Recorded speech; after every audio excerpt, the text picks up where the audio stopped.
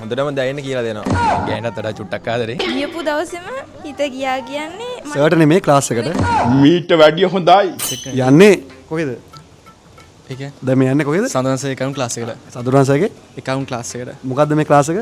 එකවුන්ටින්.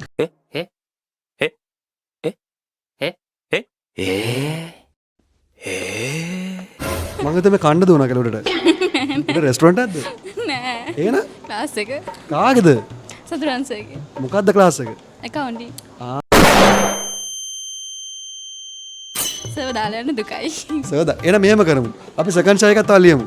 අපෝ බෑ විශාල කරදරයක් වුණා නෙමේ. මම මේ පන්තියාවේ මේ මුලින්ම ඉගෙන ගන්න දවසක් තිබ්බේ නෑ මේ කෙල්ලෙක් හම්බෙන්න ආවේ සර්ගේ පන්තියේ මුලින්ම.